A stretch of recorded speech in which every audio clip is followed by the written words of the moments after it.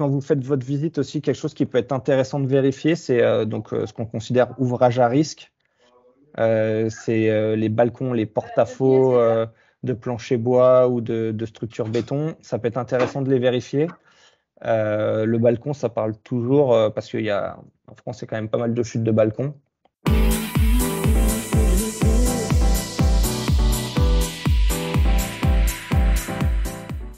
Donc j'ai fait 8 ans de conduite de travaux, 7 ans chez Bouygues sur Paris et 1 an chez Rabot du Tilleul dans le Nord.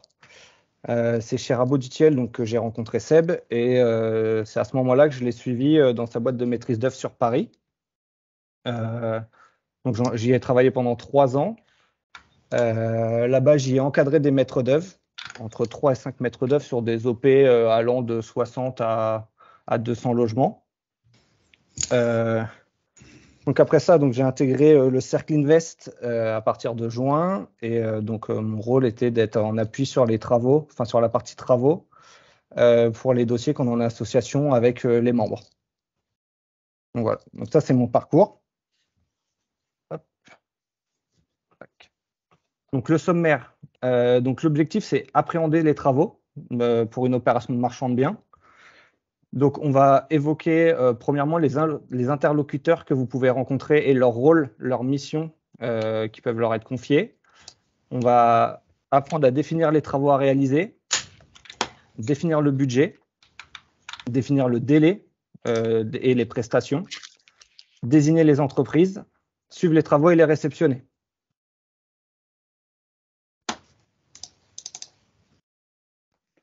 Donc, les interlocuteurs. Donc, vous, en tant que marchand, si je fais aussi un parallèle avec la promotion, parce que c'est là d'où je viens, vous êtes le MOA, donc vous êtes le maître d'ouvrage. Donc vous êtes le chef d'orchestre du projet. Donc le chef d'orchestre, il peut s'entourer de plusieurs prestataires. Vous avez donc là, je vous ai listé tous les prestataires. Ils n'y sont pas tous, mais les principaux que vous pouvez rencontrer. Donc vous avez le MOE de conception. Donc, c'est le maître d'œuvre de conception. C'est celui qui peut faire vos faisabilités, vos plans, vos PC, vos permis d'aménager. Donc, ça peut être aussi bien un géomètre qu'un archi, qu'un maître d'œuvre. Ça dépend la mission que vous voulez lui confier. Mais en tout cas, c'est ces personnes-là qu'on considère qui sont les maîtres d'œuvre de conception.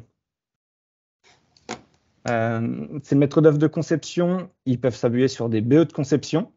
Donc, c'est des bureaux d'études qui, eux, analysent vos projets en amont, ce qui permet que lorsque vous arrivez sur la partie exécution, ce soit un minimum cadré, en fait, que vous ne partiez pas à l'aventure. Donc là, je vous ai mis quelques exemples. Donc, hop. Juste une question, Mathieu, pour que ce soit bien clair pour tout le monde. On parle de rénovation dans le neuf, là, ou de rénovation aussi? C'est valable pour les deux, du coup? C'est valable pour les deux. Ok, très bien. En fait, tous ces corps de métier-là, ils interviennent, ça dépend de la quantité de travaux que vous avez. Sur un gros projet de rénovation, vous allez avoir tous ces interlocuteurs-là qui vont entrer en jeu. Après, si c'est juste créer une colonne Enedis, par exemple, vous allez avoir l'entreprise et c'est tout. Vous n'allez pas missionner tout ça pour juste une colonne. Ouais. Non, mais c'est bien que tu précises au fait les interlocuteurs, parce que c'est vrai qu'on entend souvent parler de ces trucs-là, mais pour moi, c'est du charabia. Je ne sais pas de qui fait quoi, à quel moment il faut faire appel à eux et compagnie. Et c'est bien. Vous allez voir, la présentation, elle est très, très complète. Après, chacun, l'objectif, c'est pas que vous intégriez tout aujourd'hui, bien évidemment, mais au moins que vous sachiez ce qui existe. Et si vous avez le moindre doute, retournez sur cette présentation et pouvoir aller chercher l'information. Je te laisse, Mathieu. Ouais. Et n'hésitez pas à me couper, parce que je sais que peut-être que des fois, je peux mâcher mes mots. Donc, il n'y a pas de problème. Pas comme ton frère, ça va. Pas comme ton frère. Donc, j'en étais sur le BE conception. Donc, en fait, vous allez avoir plusieurs phases sur un BE conception. Par exemple, vous pouvez avoir un électricien. Donc là, voilà, je vous montre. Un bureau d'études électriques peut vous faire un pré-projet de colonne que vous envoyez à Enedis. Donc, en fait, tout ça, vous n'êtes pas spécialement obligé d'attendre vos entreprises titulaires s'il faut aller vite. Vous avez des BE externes donc, qui sont spécialisés en électricité, en fluide, etc. Donc, vous voyez, par exemple, ça, c'est un projet de colonne. Ils sortent tous les équipements qu'il faut pour valider Enedis. Et en fait, ça vous permet de gagner du temps. Souvent, on a l'envie d'attendre de désigner son électricien, mais en fait, son électricien, on en a besoin pour exécuter. La partie théorique, elle peut se sous-traiter à des BE spécialisés. Donc là, ça, c'était un projet qu'on avait à Poissy quand je travaillais dans la boîte de maîtrise d'œuvre de Seb. Et en fait, pour gagner du temps, on était passé par un BE électrique qui, vous voyez, sort les paramètres, il sort le nombre de connexions qu'il faut par logement, les longueurs de section, les puissances, les lésions au coffret, les colonnes, combien il y en a. Et après, il vous ressort les puissances par appartement. Donc ça, je vous montre ça rapidement. Mais voilà, c'est-à-dire qu'il y a des BE qui sont spécialisés et qui font que ça.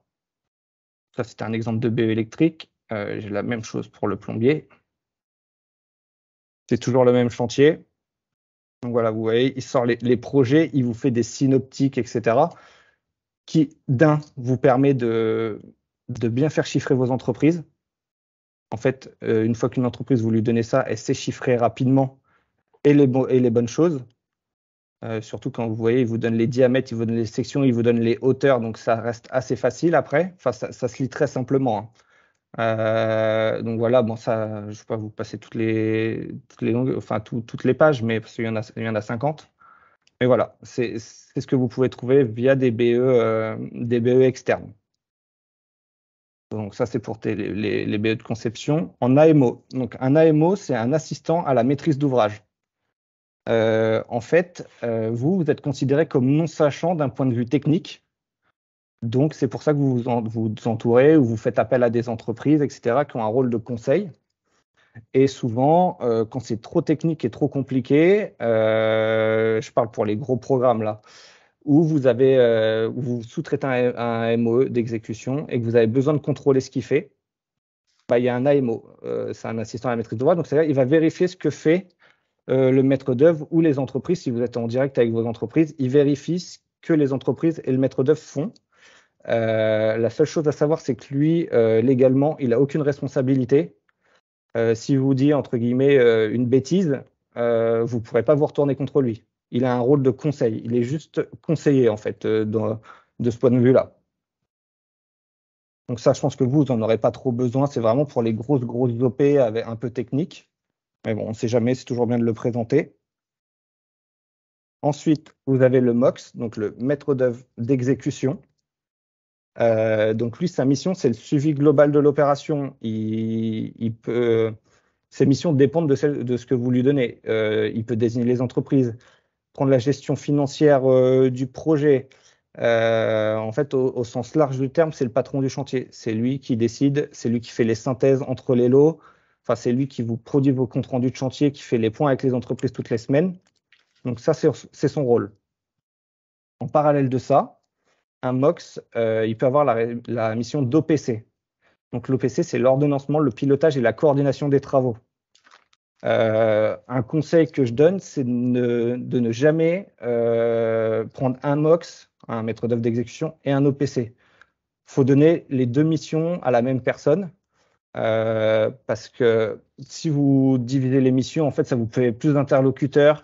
Et après, c'est ça, chacun va mettre va jeter la balle dans le camp de l'autre. Et pour savoir qui a tort, si le retard est dû à un problème de synthèse, à une gestion du planning, en fait, ça devient compliqué.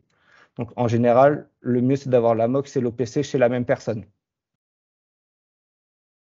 Ensuite, vous avez le bureau de contrôle. Le bureau de contrôle, en fait, lui, son rôle, ça va être de vérifier tous les documents d'exécution qui va être produit par les entreprises. Un bureau de contrôle ne produit rien, il contrôle seulement. Il va juste vérifier que ce que les entreprises ont produit sont conformes à la réglementation, que ce soit DTU, avis technique, il se réfère à tout, au code de l'habitat et de la construction. Lui, son rôle, c'est vraiment ça. Il va vérifier tout ce que les entreprises vous produisent. Et son rôle, donc en fait, il va vous faire des petites fiches récap, avis favorable, favorable, favorable. Bon, ce n'est pas toujours le cas. Hein. Souvent, il y a du défavorable et même de l'avis suspendu, c'est-à-dire qu'il vous bloque l'exécution des travaux. Un bureau de contrôle, si il constate qu'une note de calcul n'est pas bonne, etc., il peut vous bloquer l'ouvrage. Alors, ça arrive jamais parce que les plans sont envoyés en avance et que les avis sont anticipés, mais vous ne pouvez pas exécuter un avis défavorable d'un bureau de contrôle. Ensuite, vous avez le CSPS. Le CSPS, c'est le coordinateur sécurité et protection de la santé. Donc, son rôle à lui, c'est de gérer la sécurité du chantier. On sait que des fois, quand on fait appel à des petites entreprises, la sécurité, c'est pas leur priorité ou leur fort. Mais en tout cas, quand c'est des gros chantiers, c'est quand même conseillé un CSPS. Les missions sont pas extrêmement chères. Et lui, en fait, il a le rôle de vérifier les modes opératoires d'exécution, la sécurité du chantier. Et quand c'est des projets de promotion, pour information, il produit un DUO. En fait, c'est un dossier d'intervention ultérieur à l'ouvrage. En fait, ça vous permet, il vous explique comment entretenir le bâtiment en sécurité. Il gère aussi les organismes de contrôle, donc la CARSAT, la CRAM, tout ce qui en a en relation avec l'assurance maladie, parce que l'assurance maladie passe sur les chantiers pour vérifier qu'on suit bien le code du travail, que les gens ne travaillent pas dans des conditions déplorables au niveau sécurité, etc. Donc ça, c'est à part, c'est pour des gros travaux quand même que vous mettez ça, mais tout ce qui est travaux dangereux, ça peut être intéressant. Ensuite, vous avez les entreprises. Donc ça, je ne veux pas rentrer trop dans le détail, on en reparlera après, mais il y a deux types d'entreprises. Il y a les entreprises qu'on appelle EG. Donc, c'est entreprises générales, c'est des entreprises qui prennent tout le chantier et qui sous-traitent après les travaux, qui ne savent pas réaliser. Chez Bouygues, par exemple, qui est Bouygues, Vinci et FH font ça, en fait. Ils prennent tout le lot, ils font le gros œuvre et tout ce qui est en dessous, ils sous-traitent. Parce qu'ils ne sont pas plombiers, ils ne sont pas électriciens, ils ne sont pas plaquistes. Donc, ils sous-traitent à des entreprises. Donc, on appelle ça des entreprises de second rang. Donc, c'est les travaux, c'est les entreprises qui réalisent les travaux que l'entreprise principale ne réalise pas. Je ne sais pas si j'ai été clair, si vous avez des questions sur les interlocuteurs et leur mission. Oui, Mathieu, j'ai une question. Mathieu, salut. Oui, salut. Donc, typiquement, la boîte pour laquelle vous bossez aussi, enfin, ISEX, Ouais. c'est de la maîtrise d'œuvre de conception et d'exécution ou que d'exécution? On fait pas on a des missions de conception, on sait faire des faisabilités, on sait faire ça, on sait déposer des PC. Donc, on a un rôle de conception. Enfin, elle avait un rôle de conception. Mais la majeure partie du temps, c'est quoi? C'est plutôt de la maîtrise d'œuvre d'exécution, c'est ça? Ouais. Ok. En fait, ICCS arrive à peu près au moment où tu désignes les entreprises. Ton PC est validé, elle arrive, elle désigne les entreprises par rapport à ton PC. D'accord. Ok. Elle peut te produire un DCE, etc. Donc ça, elle sait faire. Et elle bosse principalement pour des maîtres d'ouvrage qui sont des promoteurs tiers comme Cogedim ou n'importe qui d'autre, quoi. Oui, c'est ça. Après, elle peut faire du particulier. Si le projet est assez gros, elle peut faire du particulier, mais il faut des gros projets pour que ICCS soit rentable ou intéressant. Faut que ce soit des gros projets parce qu'il y a une structure derrière. Ça reste une grosse boîte. Donc, ok. Voilà.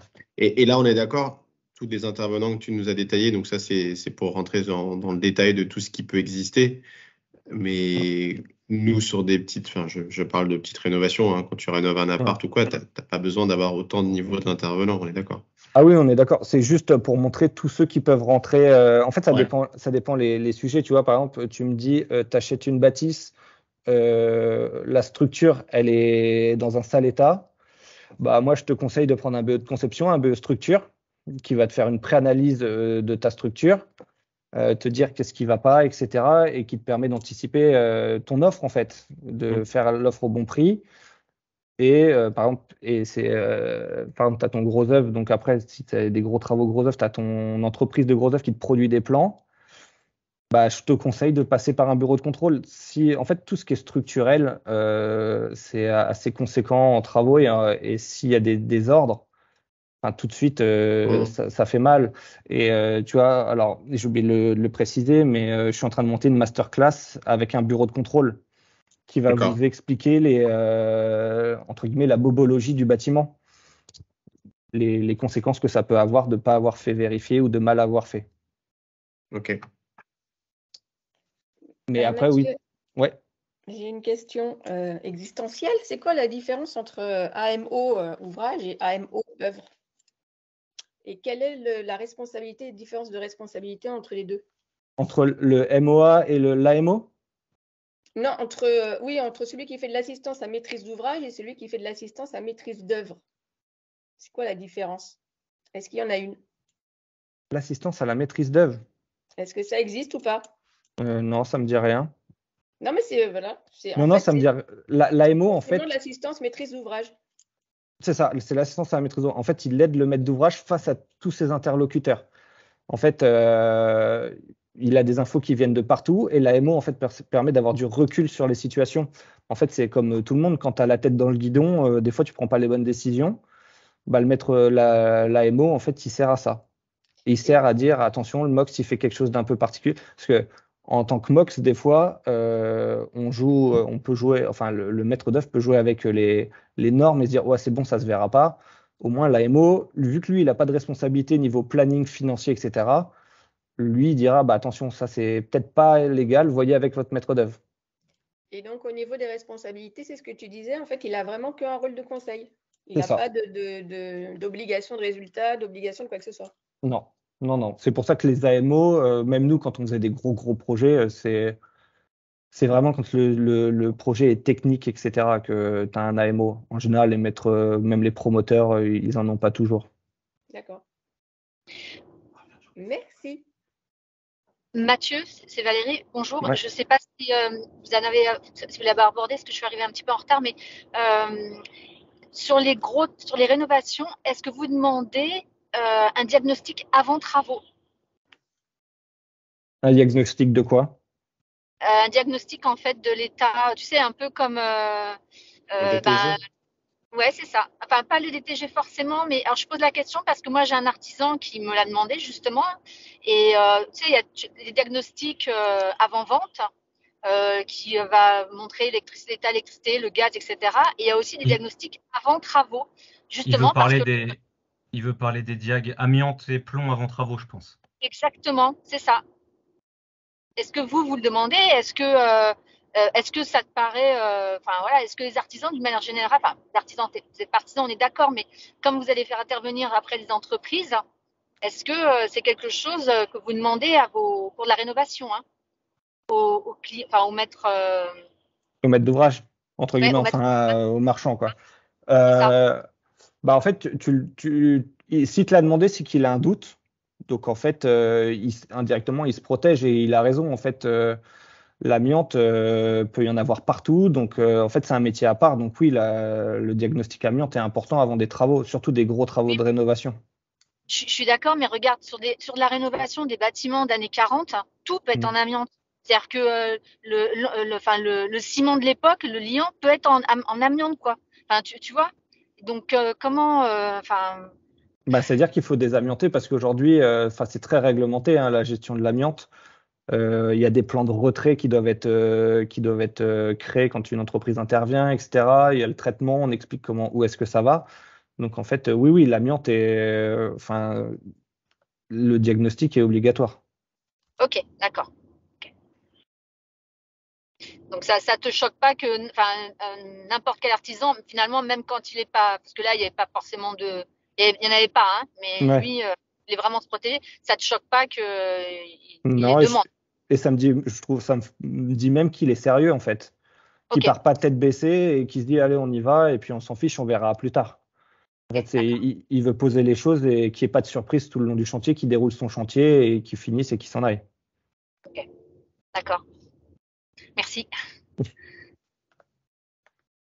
pas si vous avez d'autres questions. Non, hop, on continue. Donc là, ensemble, on va définir les travaux, les types de travaux. Alors, pour moi, personnellement, moi, j'avoue, elle a un peu travaillé avec ICCS, cette masterclass, pour qu'on ait la vision la plus large. Pour nous, il y a 3 types de travaux. Il y a la réhabilitation lourde et légère, la rénovation et les travaux concessionnaires. Donc la réhabilitation lourde, c'est dès qu'on fait des travaux qui impactent la structure et ou le clos couvert, on peut considérer que c'est de la réhabilitation lourde. Donc, on peut parler de création de surface, donc de plancher, la suppression ou la création de murs porteurs suite à des défauts. Par exemple, on peut rencontrer la structure qui a des défauts structurels, on la renforce en créant des poteaux, des poutres. Donc voilà, ça fait partie de cette partie-là. La création d'ouvertures dans les murs porteurs, pareil, pour aménager, on divise des appartes, on a besoin d'ouvrir un mur porteur. On rentre dans de la réhabilitation lourde. On a le remplacement de la couverture et modification ou remplacement total de la charpente.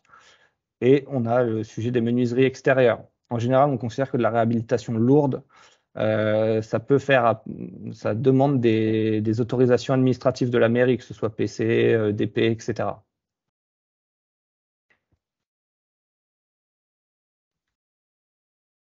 Donc, quand on fait une visite, on fait une petite checklist. Donc, pour de la réhabilitation lourde, donc comme on en parlait, on récupère les diagnostics amiante et plomb. Ensuite, on vérifie l'état de la structure et on vérifie surtout sur quel type de structure on est. Ça peut être du béton, du bois, de la pierre. Il y a même des immeubles en terre, ça existe. Donc voilà, on détermine l'état parce que si on a besoin de faire appel à un BE structure, comme je disais, il faut lui dire donc, sur quel type de structure on est. Parce qu'en fait, il y a des BE structures, mais ils sont spécialisés béton, bois, réhabilitation. En fait, il y a différents types de BE structures. Donc, au moins, on check la structure et comme ça, ça nous permet de guider et d'aiguiller notre BE. Ensuite, on regarde la typologie des fissures. Je ne vais pas trop rentrer dans le détail parce qu'en fait, il y a deux types, il y a structurel et esthétique. Dans la masterclass bureau de contrôle qui va arriver prochainement, on va vous en parler, on va vous expliquer comment savoir au mieux si c'est de l'esthétique ou du structurel.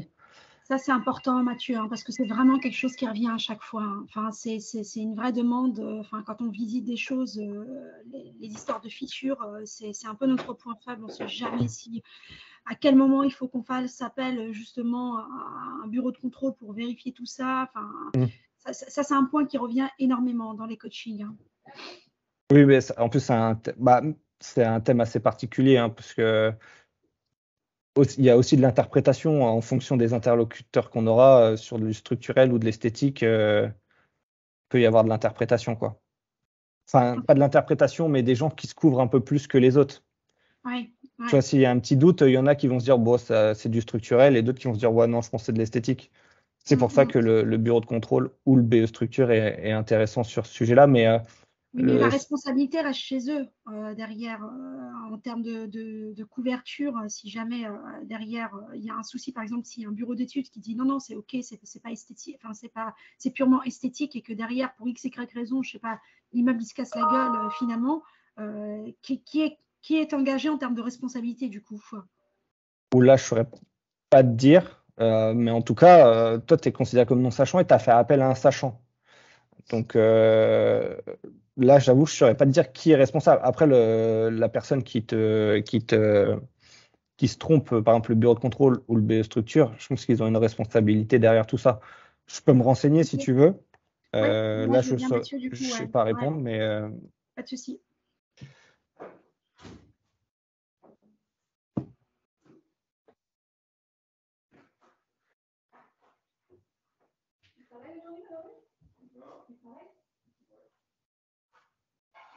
Quand vous faites votre visite aussi, quelque chose qui peut être intéressant de vérifier, c'est ce qu'on considère ouvrage à risque. C'est les balcons, les porte-à-faux de plancher bois ou de structure béton. Ça peut être intéressant de les vérifier. Le balcon, ça parle toujours parce qu'il y a en France, il y a quand même pas mal de chutes de balcons.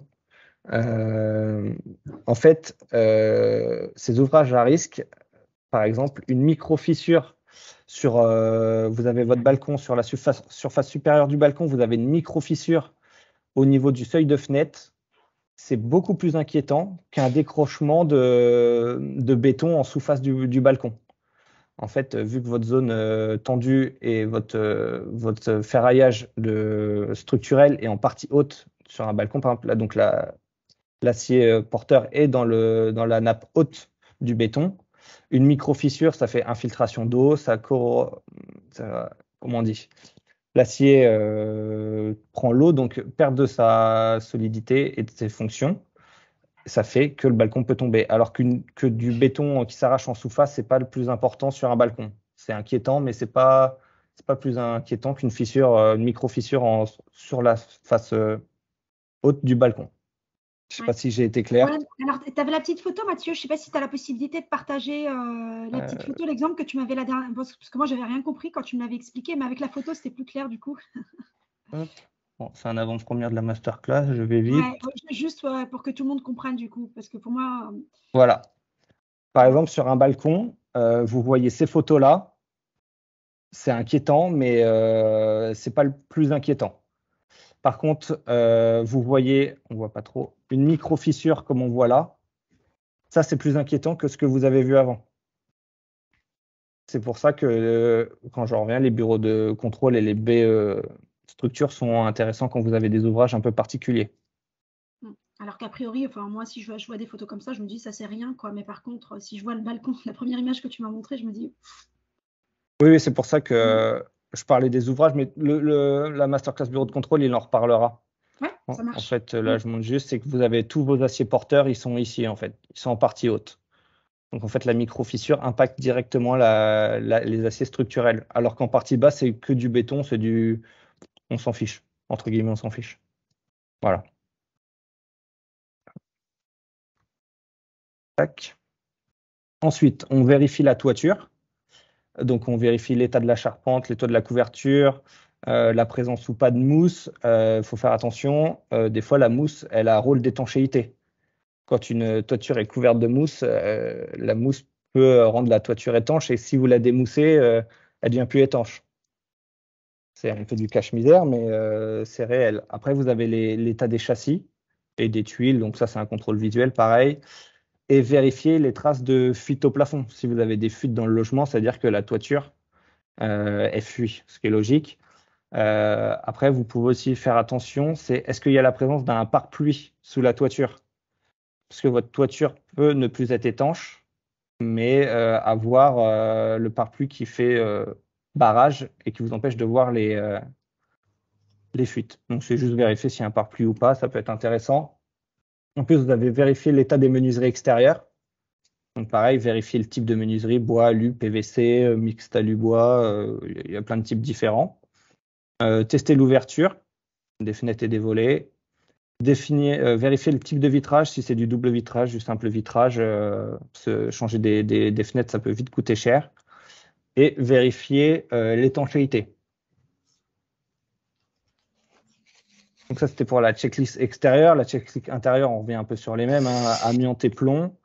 Vérifier la présence de fuite. Bon, là, ce sera plus de la toiture ou des façades, mais ça peut être des réseaux plomberie, évacuation, etc. Donc les fissures, pareil, on revient sur les fissures. Ce qui est intéressant, c'est aussi de vérifier les murs porteurs ou les portiques, le poteau-poutre. Vérifier la constitution des planchers, donc c'est ce qu'on disait, plancher, bois, béton, briques, tout ce qu'on veut. Et vérifier le tassement différentiel. Alors le tassement différentiel, c'est si vous marchez et que vous sentez le sol qui n'est pas droit, ça peut être dû à un tassement différentiel du sol, donc ça peut être vite embêtant et vite coûteux également, de refaire des chapes maigres, etc. par-dessus. Ça, c'est le meilleur des cas. Si après, il faut changer, refaire le fond de forme sous la dalle, ça devient un peu plus compliqué. Donc tout ça, c'est la checklist à vérifier. On note les observations qu'on peut avoir sur ces différents ouvrages-là. Et après, on se pose et on se dit, quel intervenant j'ai besoin, qui j'ai besoin de faire appel pour gérer ces problèmes-là. S'il n'y en a pas, tant mieux. S'il y en a, après, c'est mesurer le risque et savoir si on a les compétences ou pas pour les gérer soi-même. Et dans le meilleur des cas, négocier le prix. Donc ensuite, on arrive sur de la réhabilitation légère. Donc la réhabilitation légère, c'est tout ce qui est comment dire, réfection de remplacement de la totalité de l'installation électrique, plomberie, chauffage. On a la VMC, la modification ou création de cloisons non porteuses, donc c'est le lot placo. Donc ça, en fait, c'est juste pour rendre, comment dire, le logement, je pourrais dire, je trouve plus mon mot. pas habitable, mais de mise en service. En fait, on fait venir les concessionnaires, on prévoit tout, on prévoit l'arrivée de dos, et ça permet après au futur acquéreur de se projeter dans son appartement. Donc ça, on reste sur de la réhabilitation légère.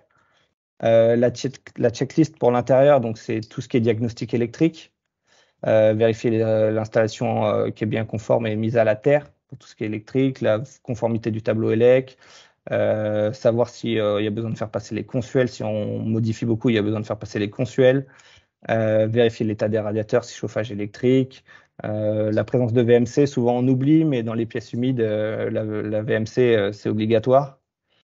Et les entrées d'air sur les mecs, vérifier que dans chaque pièce, on a bien au moins une entrée d'air pour faire aérer tout ça et qu'on n'ait pas de problème de moisissure après coup. Donc pour plomberie, pareil, les diags gaz. Ça, si c'est récent, ils peuvent vous fournir les Caligaz, par exemple.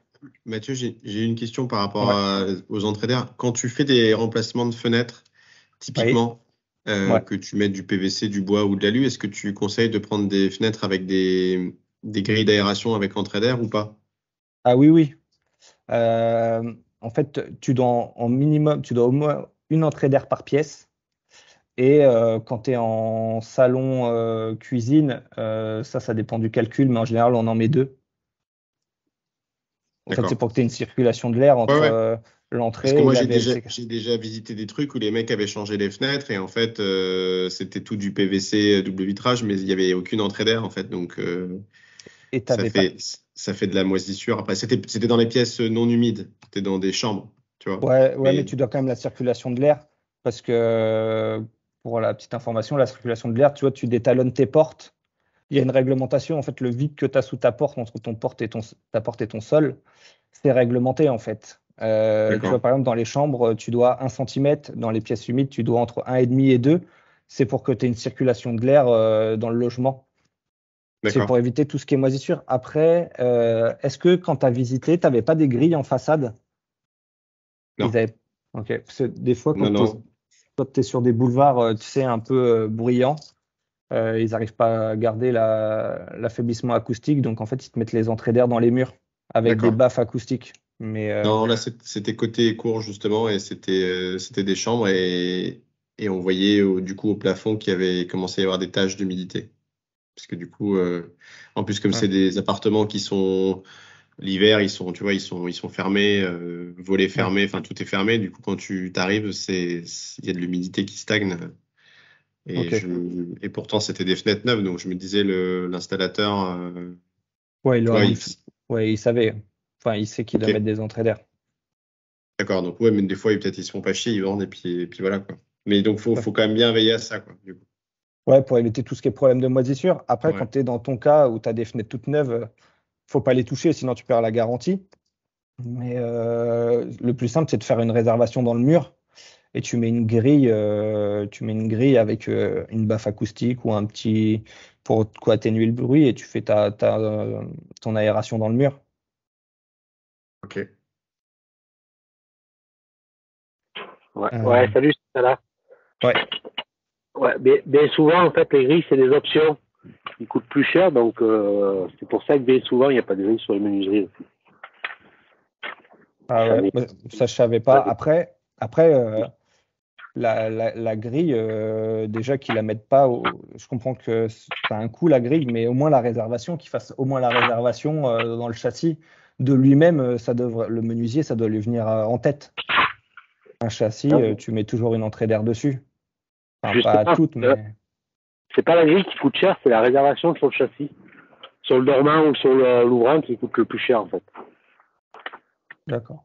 Moi, je sais que chaque fois, on me demande si on met des grilles ou pas. Ok.